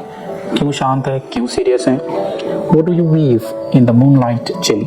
चांद की रोशनी में, ठंडक में तुम क्या बुनते हो? लेखिका ने उनसे पूछा। ठीक है, लेखिका भी उन्हें चैन से नहीं बैठने दे रही है, बार बार जाके क्वेश्चन कर रही है। White as a feather and white as a cloud। जितना के एक पर सफेद होता है या जितना के बादल सफेद होता है, इतना सफेद तुम क्या बना रहे हो? We weave a dead man's funeral shroud। हम बनाते हैं, कोई व्यक्ति की मौत हो गई है तो उसका जो फ्यूनरल श्राउड है, यानी मरने के बाद जो भी उसकी अंतिम क्रिया है, तो वो करने के लिए सफ़ेद कपड़े की ज़रूरत है। तो हम लोग वो सफ़ेद कपड़ा बना रहे हैं, मान लो कफन बना रहे हैं थोड़ी देर के लिए। ठीक है, अब इसका जो पोइटिक अप्रिसिएशन होगा किस तरह से लिखेंगे हम लोग? सबसे पहले हम लोग पोइम का नाम देते हैं ऊपर कि ये इंडियन वीवर्स, इस पोइम का हम लोग अप्रिसिएशन लिख रहे हैं। The title of the poem is Indian weavers. This amazing poem is written by Sarojini Naidu. आप लोग जब भी अप्रिसिएशन लिखें तो पोइम का नाम लिखें और उसके आगे ये लिखें कि ये किसने लिखा है। ठीक है, पोइट का नाम आना चाहिए। Imagine a poet whose mother was also a poet। काफ़ी ग्रेट पोइट हैं सरोजिनी नायडू, उनकी जो मदर है वो भी एक पोइट थी। So the writer started writing when she was just 12। और पोइट ने लिखना कब स्टार्ट किया? जब वो केवल 12 वर्ष की थी। आप लोग मान सकते हैं कितनी एक्सपर्ट रही होंगी वो। This poem is about craftsman weavers, और ये कविता है वीवर्स लोगों के बारे में। The poem has 3 stanzas, each stanza represents a phase of our life. इस पोइम में 3 स्टैंजास हैं। हमारी लाइफ में भी 3 फेजेस होते हैं, तो पोइम के जो 3 स्टैंजास हैं, फर्स्ट, सेकंड और थर्ड स्टैंजा, ये हमारी लाइफ को बताते हैं। ठीक है, फर्स्ट स्टैंजा बताता है हमारे बचपन को, सेकंड स्टैंजा बताता है हमारी मतलब जवानी को, और लास्ट स्टैंजा बताता है हमारी ओल्ड एज को। The poem is a dialogue between the poets and weavers. ये पोइम एक डायलॉग की फॉर्म में है। पोइट क्वेश्चंस पूछ रही हैं और वीवर्स लोग रिप्लाई कर रहे हैं। The first stanza represents childhood, the second stanza represents adulthood, while the last stanza represents old age. Colours have been wisely used in different stanzas. और इस पोइम में अलग अलग कलर्स को यूज़ किया गया है। जैसे स्टार्ट में जो कपड़ा बुना जा रहा है उसका कलर कैसा है, फिर मिडल में जो है, फिर जो एंड में है। ठीक है, The poem itself is an example of metaphor, while beautiful use of simile has been done throughout the poem। आप लोग जब भी अप्रिसिएशन लिखें, आप लोगों को बताना होता है कि अलग अलग फिगर्स ऑफ स्पीच कौन सी यूज़ हुई हैं। जैसे कि यहाँ पर हम लोगों ने लिखा है कि इस पोइम में यूज़ हुई है मेटाफर और simile. I haven't seen a greater example of alliteration in any poem other than this one। और ये वाली पोइम में एलिट्रेशन का काफ़ी यूज़ हुआ है, इससे बड़ा यूज़ एलिट्रेशन का मैंने किसी और पोइम में नहीं देखा। क्यों भाई? W is repeated in almost all the lines, क्योंकि एलिट्रेशन वो फिगर ऑफ स्पीच होती है जिसमें कोई एक साउंड रिपीट हो, और यहाँ पर W इतने बार रिपीट हो रहा है, आप लोग देख सकते हैं। ये देखिए first stanza W W W W, ठीक है, W। सेकेंड स्टेंजा ये देखिए W W। थर्ड स्टेंजा ये देखिए V W W, यानी काफ़ी यूज़ हुआ है। Throughout the poem poet has marked the hard work of viewers. और इस पोइम में पोइट ने वीवर्स लोगों के हार्ड वर्क को बताया है। I personally like the poem and out of 10 I give 9 points. मुझे ये कविता अच्छी लगी है, मैं 10 में से 9 मार्क देता हूँ। ठीक है, अपना क्या जा रहा है 10 में से 9 दे देना। One should read this poem, और ये पोइम सबने पढ़नी चाहिए।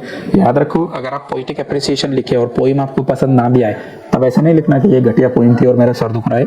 ऐसे लिखना कि वाह भाई बहुत अच्छी पोइम है और सब लोगों ने इसे पढ़ना चाहिए। आप लोगों को आंसर्स ऐसे लिखने हैं जिन्हें पढ़कर एग्जामिनर साहब खुश हों, सुनने में अच्छा लगे, ठीक है। तो अगर पर्सनल ओपिनियन आपकी नेगेटिव भी है तो थोड़ा सा उसे अपने पास ही रखना है। क्लियर, आगे देखते हैं हम लोग। सेक्शन 3 स्टार्ट होता है हमारा। राइटिंग स्किल्स 16 मार्क्स के लिए है, काफ़ी इंपॉर्टेंट है।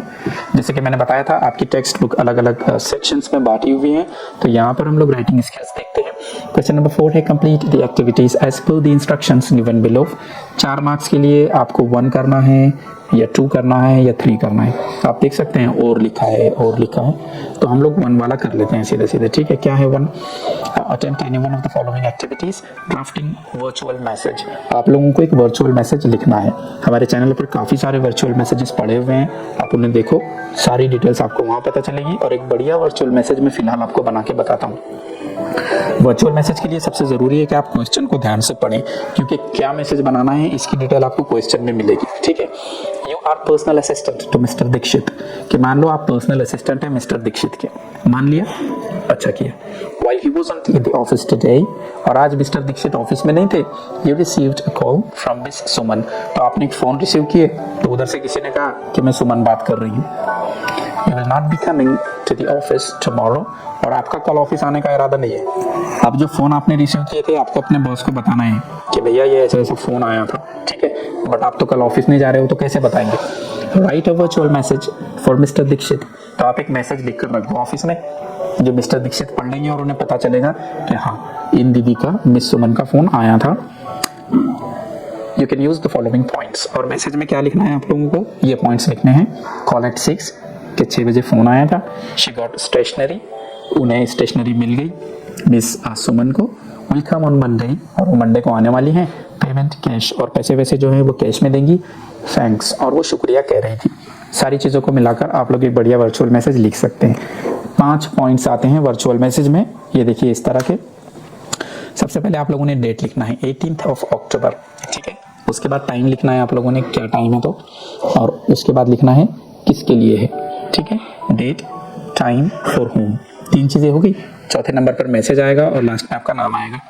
किसके लिए लिख रहे हैं? मिस्टर दीक्षित के लिए।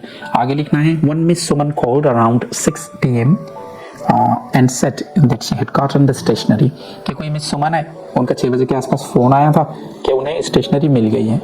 आ गए हमारे दोनों तीनों पॉइंट, कि 6 बजे फ़ोन आया था, मिस सुमन स्टेशनरी मिल गई। She would come on Monday, और वो सोमवार को आने वाली हैं।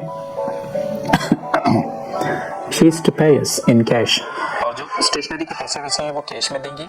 She thanked for the stuff, और चीज़ों के लिए उन्होंने शुक्रिया कहा है। मीना, मिस्टर दीक्षित को ये मैसेज कौन दे रहा है? मीना, क्योंकि डायरेक्ट मिस सुमन की मिस्टर दीक्षित से बातचीत नहीं हुई है, तो बीच में ये है, मीना है, ओके। इस तरह का आप लोग वर्चुअल मैसेज बना सकते हैं। मेरे हिसाब से अगर पूछे तो सबसे सिंपल चीज़ अगर आप लोगों के क्वेश्चन पेपर में कोई है तो वो है virtual message, virtual message, virtual message, okay. आगे देखते हैं हम लोग। बी है क्वेश्चन नंबर 4 का, attempt any one of the following activities. यहाँ पर भी आपको 1, 2, 3 रहेगा, कोई एक करना है। हम लोग सीधे सीधे ईमेल लिखते हैं, काफ़ी आसान काम है ईमेल लिखना।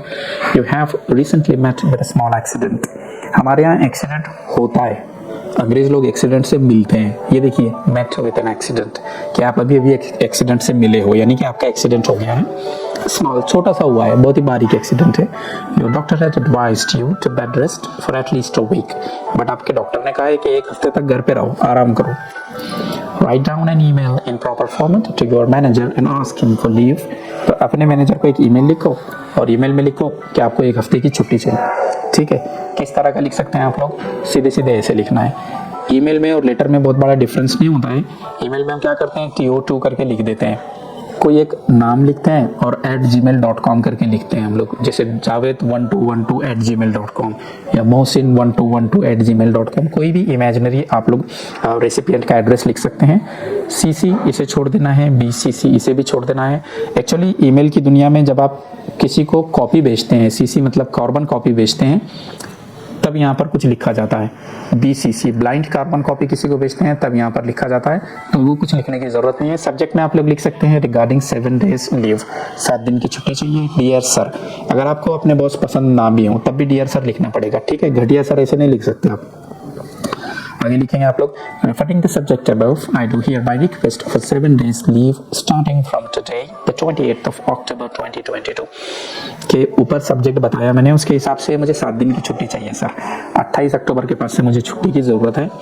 येस्टरनाइट, देखिए कल दिन में कोई बात हुई तो आप येस्टरडे कहेंगे, क्या कहेंगे? येस्टरडे। लेकिन कल रात में कोई बात हुई तो आप कहेंगे येस्टरनाइट। पता था आप लोगों को ये वर्ड?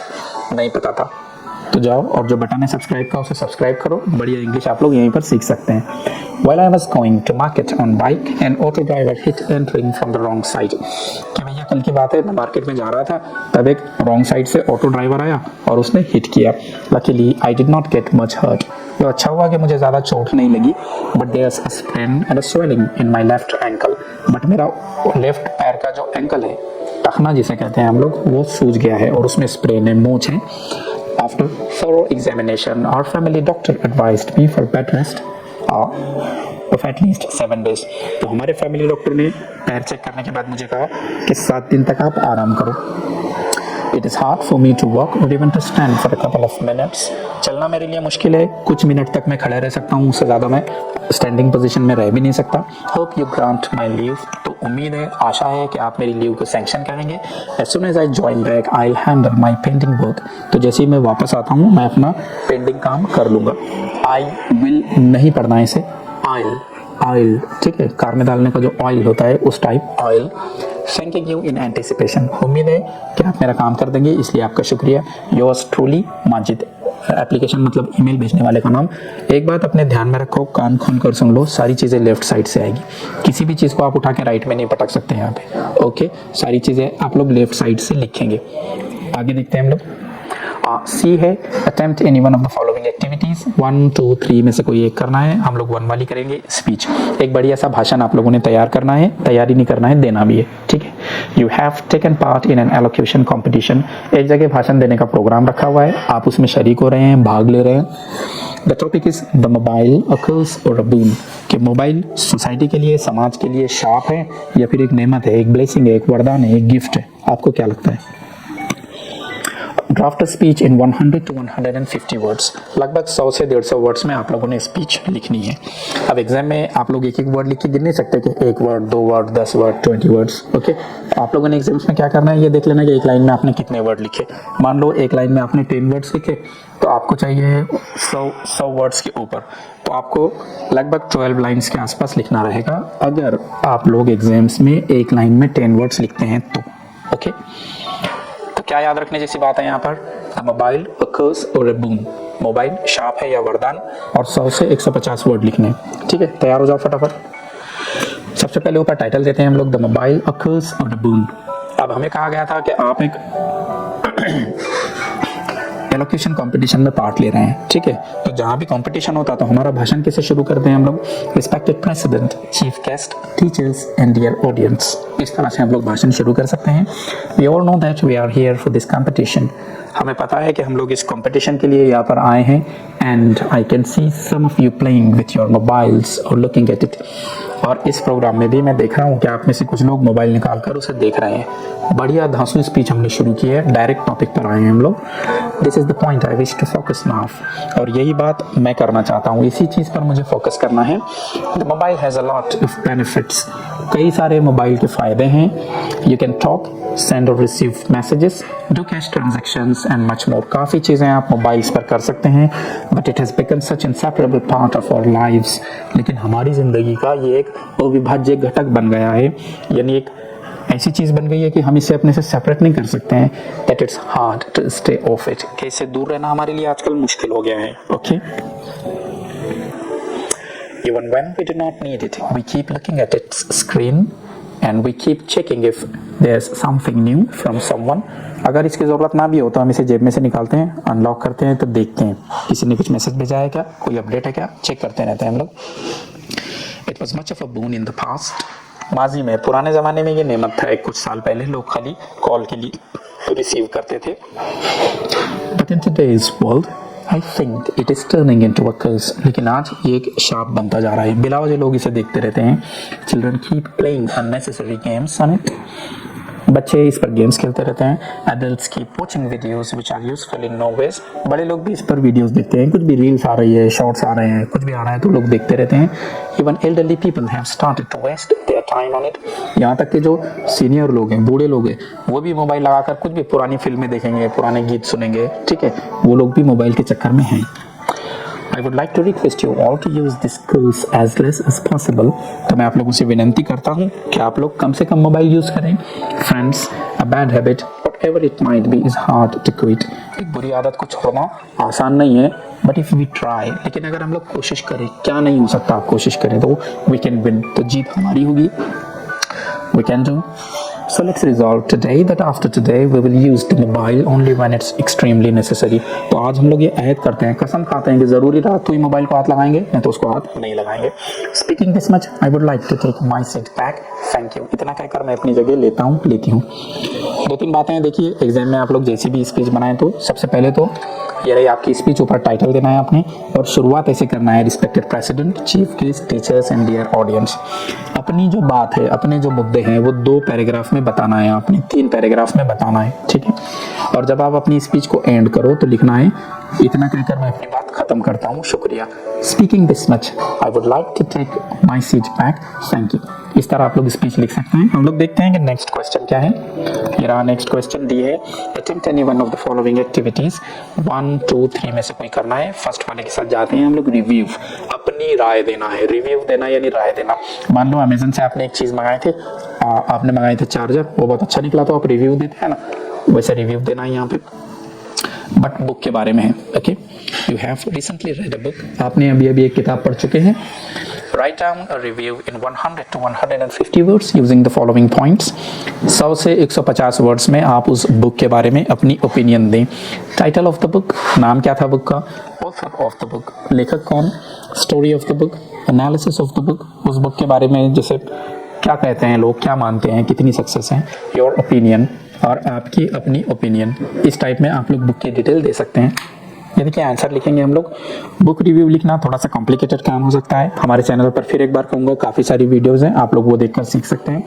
हम लोगों ने लिखा हमारा टाइटल बुक रिव्यू, किसका बुक रिव्यू है, विंग्स ऑफ फायर, काफ़ी अमेजिंग बुक है। इंडियन जो फॉर्मर प्रेसिडेंट ऑफ इंडिया है, उन्होंने लिखी थी ये book. Name of the book wings of fire, authors doctor Abdul Kalam author थे, और थोड़ी हेल्प की थी अरुण तिवारी जी ने, ठीक है। इंट्रोडक्शन में लिख सकते हैं, it is an autobiographical book, ये एक तरह की आत्मकथा है। The book is written in English, English में लिखी है। This amazing book tells us the story of famous president of India, Dr. APJ Abdul Kalam, इनके बारे में है। The book focuses on different aspects of Dr. APJ Abdul Kalam.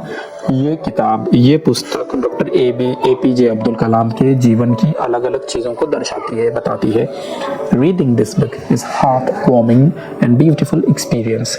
ये किताब पढ़ना एक हार्ट वार्मिंग एक्सपीरियंस है, हमारी तबीयत खुश हो जाती है, ठीक है, और काफ़ी सुंदर सा ये एक्सपीरियंस है। आगे लिखते हैं हम लोग, story, a lot of things are mentioned in this book। इस किताब में कई सारी चीज़ें बताई हुई हैं, such as the life of a boy who is son of a boat owner। ये बुक है एक लड़के के जीवन के बारे में जिसके पिताजी एक बोट ओन करते हैं, एक बोट वाले हैं, बोट के मालक हैं।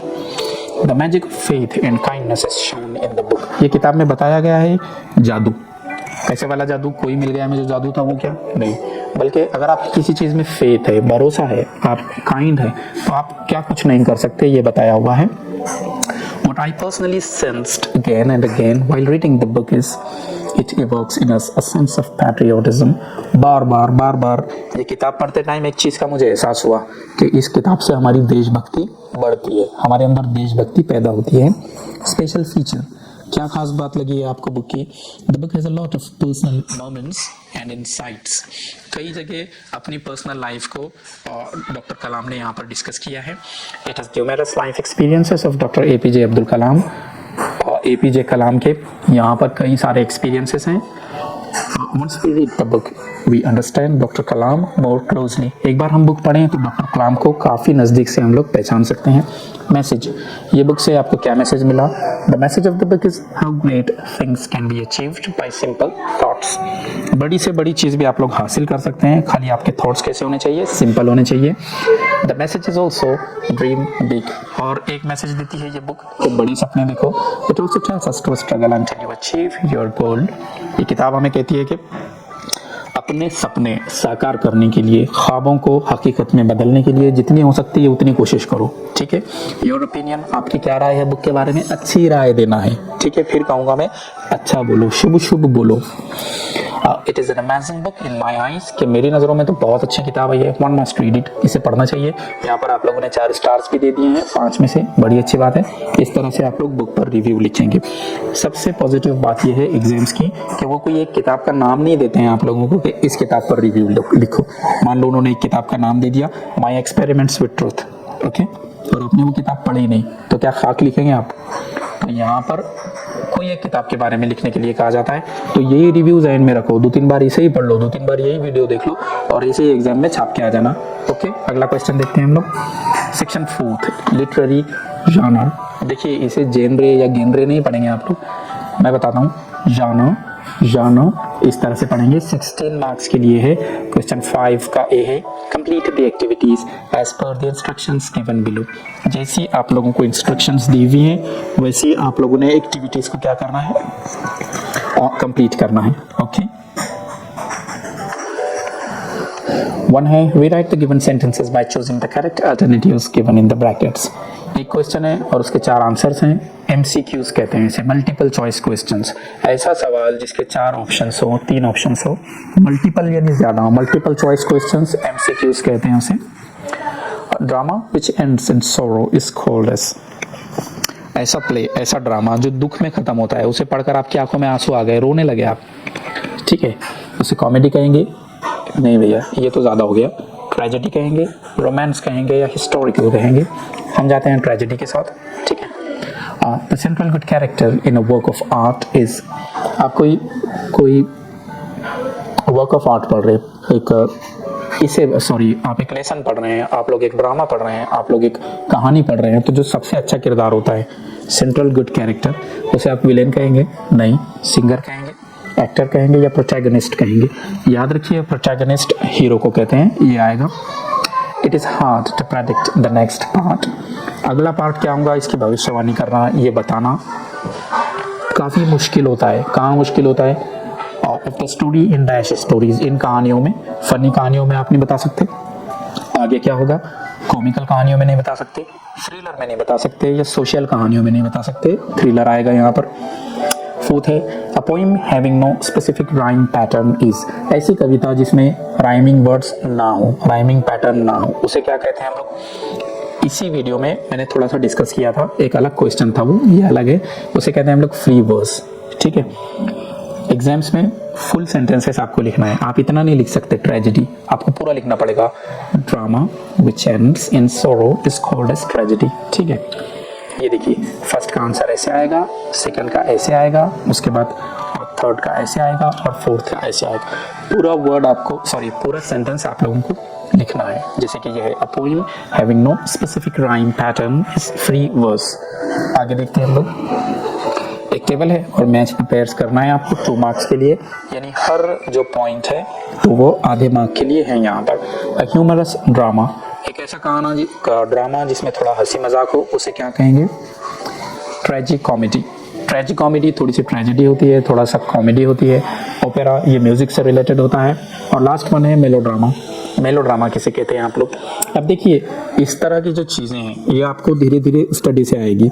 जितना ज़्यादा आप पढ़ सकते हैं, the more you study the more you know, ठीक है। तो मैं ये नहीं बता सकता कि क्या क्वेश्चन आएगा या किस टाइप का होगा, बट नॉवेल के अंदर आपको थोड़ी सी डिटेल्ड स्टडी करनी पड़ेगी, ठीक है। मैं आंसर बताता हूँ यहाँ पर। देखिए, ह्यूमरस ड्रामा इसे फार्स कहते हैं, ठीक है। अगर आप लोग आगे पढ़ोगे BA में या MA में, तब आपको पता चलेगा।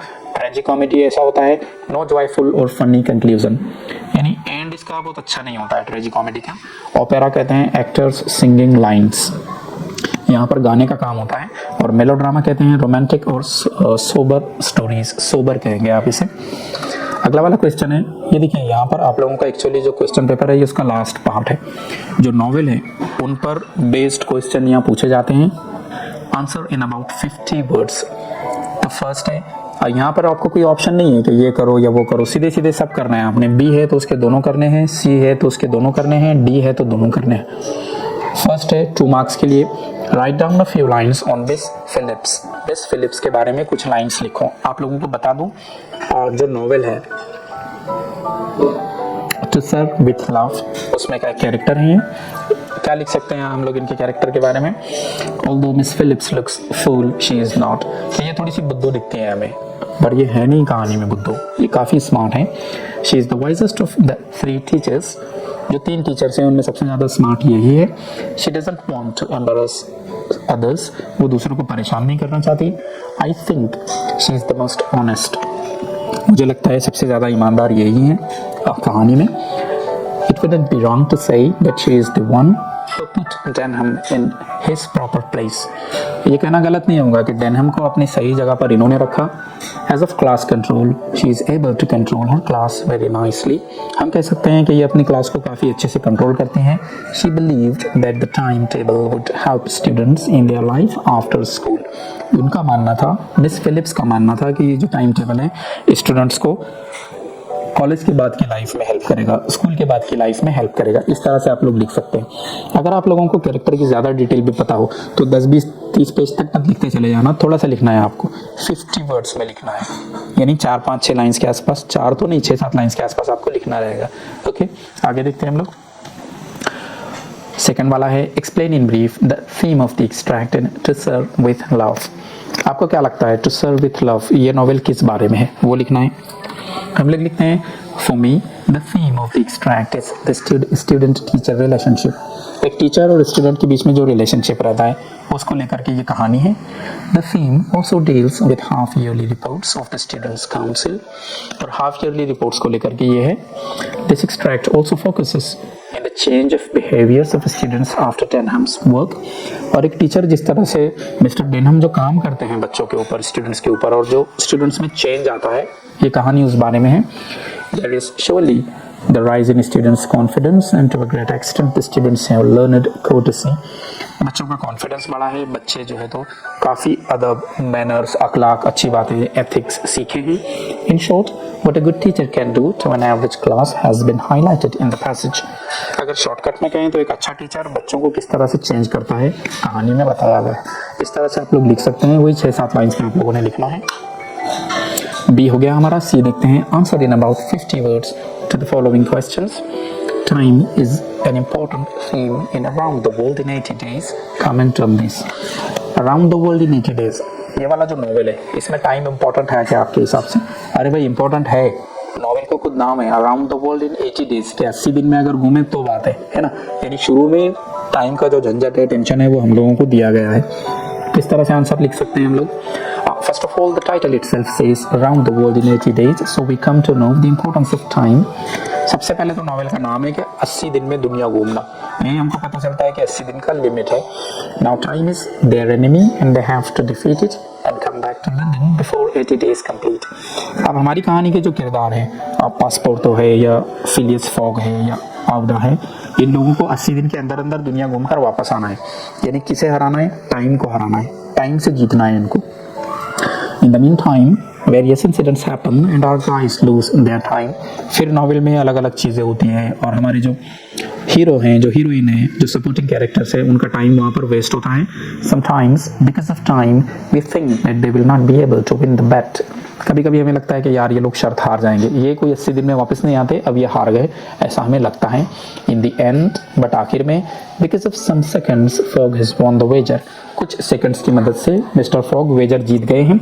It could be possible because of the extra day they got, ऐसा क्यों हो सका? क्योंकि उन्हें एक एक्स्ट्रा दिन मिल जाता है। ठीक है, आगे देखते हैं हम लोग। सी का सेकंड है compare the characters of Phileas Fogg and Passepartout. Phileas Fogg जो है और पासपोर्टो जो है, इनके कैरेक्टर को कंपेयर कीजिए, कौन कैसा था कौन कैसा। हम लोग लिख सकते हैं Phileas Fogg has always been cool, कि जो फॉग है कूल है। Even being in prison he was cool, जेल में भी वो कूल थे। Even when thought that he had lost the wager, he just shut himself in the room and didn't make noise. जब उन्हें लगा कि वो शर्त हार गए हैं, तब भी वो चुपचाप कमरे में चले गए, कोई चीख पुकार नहीं की उन्होंने, कोई घर को सर पे नहीं उठा लिए। ठीक है, even when he thought होना चाहिए था यहाँ पे he thought. He had wonderful self control throughout the novel. और पूरे नावल में उनका खुद पर कंट्रोल है, अचानक चिल्लाने नहीं लग जाते वो. And now we have Passepartout, a very emotional person. और ये दूसरा वाला बंदा Passepartout, ये तो काफी इमोशनल है. At some point he was repentant. कभी कभी लगता है कि उसे पछतावा होता है. As he came to know about the marriage of Auda and Fogg, he was too excited. जब उसे पता चला कि आउडा और मिस्टर फॉग शादी कर रहे हैं तो वो बहुत ज़्यादा एक्साइटेड हो गया. यानी कि ये कैसा है, इमोशनल कैरेक्टर है. And as he realized that Fogg had lost the wager, he was worried beyond words. उसे एहसास हुआ कि यार हम लोग शर्त हार गए, तो बहुत ज़्यादा अपसेट हो गया था, बहुत ज़्यादा टेंस. यानी कि कूल नहीं है, ठीक है, कभी खुश कभी खुशी कभी गम इस टाइप है. So looks like these characters are opposites of each other. तो हमें लगता है कि फिलियस फॉग और दूसरे जो मिस्टर पासपोर्ट हैं, ये दोनों एक दूसरे से काफ़ी डिफरेंट हैं. ओके, इस तरह आप लोग लिख सकते हैं. अगला वाला है आंसर इन अबाउट 50 वर्ड्स. सारे वही हैं, ये 50 वर्ड्स में ही देने हैं आपको. फर्स्ट है Sherlock Holmes is the towering figure in the novel. Explain. Towering यानी सबसे बड़ा. द साइन ऑफ 4 ये नॉवल आप पढ़ते हैं शेरलॉक होम्स इस जासूस का, तो आपको लगता है कि सबसे इंपॉर्टेंट कौन है पूरी कहानी के अंदर, शेरलॉक होम्स. सही बात है, ये इस बात में तो कोई डाउट नहीं है. तो फिर इसको साबित करो. लिखते हैं हम लोग. Sherlock Holmes is the most important characters of all the characters in the novel. जितने हैं सब में ज़्यादा इंपॉर्टेंट शेरलॉक होम्स है. Mary came to him for solution of a problem. यहाँ तक कि कहानी की जो हीरोइन है मैरी, वो भी शेरलॉक होम्स के पास आई थी अपना प्रॉब्लम लेकर. He was so perfect in observing people and things that it was almost impossible that he would miss. इतनी बारीकी से, इतना केयरफुली शेरलॉक होम्स चीज़ों को देखते हैं कि हमें लगता है कि वो कोई चीज़ मिस नहीं कर सकते. We can't compare Watson with him, as Watson was just a supporting person. और वैटसन को उनसे कंपेयर करना गलत है. वैटसन तो खाली एक सपोर्टिंग कैरेक्टर है. Because of Holmes, all the events proceed further. Holmes की वजह से कहानी आगे बढ़ती है. Mary had come to seek his help and he helped by identifying the handwriting, by finding Sholto, and it was he who actually solved the case. Mary उनके पास आई थी Sherlock Holmes के पास मदद मांगने के लिए. शेरलॉक होम्स ने उनकी मदद की है. उन्होंने हैंडराइटिंग को पहचाना, उन्होंने शोल्टो को ढूंढा और उन्होंने केस सॉल्व किया. अब क्या कहना, सभी कुछ उन्होंने किया है, तो वो सबसे इंपॉर्टेंट कैरेक्टर है. So he is the most towering figure in the novel. इस तरह आप लोग लिखना. आगे है right down the theme of the sign of 4. The sign of 4 ये जो नॉवल है आपकी टेक्स्ट बुक में, ये किस बात पर है. अब उसमें अलग अलग चीज़ें हैं 2-4, तो हम सारी की सारी लिख देते हैं. हम लोग लिखते हैं कि the theme is the disappearance of Mary's father. कि मैरी के वालिद खो जाते हैं, डैडी गुम जाते हैं, उस बारे में है. The Mary started receiving pearls. फिर इस लड़की को मोती मिलना शुरू होते हैं, इस बारे में है. And then one day Mary receives a letter which read that there was some sort of injustice done to Mary. और एक दिन इस लड़की मैरी को एक लेटर मिलता है जिसमें लिखा होता है कि तुम्हारे साथ बहुत बुरा हुआ है. ये कहानी इस बारे में भी है. Then begins the journey of the trio. फिर ये तीनों ट्रैवल करते हैं, सफ़र करते हैं. कौन कौन? Sherlock Holmes, Mary Morstan and doctor Watson. ये ट्रैवल करते हैं for a house where they believe they would find something important. एक ऐसे घर की तरफ जाते हैं जहाँ उन्हें लगता है कि यहाँ काफ़ी इंपॉर्टेंट उन्हें चीज़ें मिलेंगी. In a way, the theme is also about 4 people looting a treasure and then how the treasure causes difficulties for a lot of people. ये कहानी इस बारे में भी है कि 4 लोग मिलकर एक खजाना लूटते हैं और बाद में उस खजाने की, उस ट्रेजर की वजह से क्या क्या परेशानी, दिक्कत आती है, क्या क्या प्रॉब्लम्स होते हैं. So that's it. तो दोस्तों हम लोग देख रहे थे 12th इंग्लिश महाराष्ट्र बोर्ड 2023. इस एग्ज़ाम के लिए एक प्रैक्टिस पेपर, एक गेस पेपर. आई होप कि आप लोग इसे पसंद करेंगे. चैनल हमारा सब्सक्राइब करें, बेल नोटिफिकेशन को दबाएं, वीडियो को लाइक, कमेंट और शेयर करें. Thanks for watching.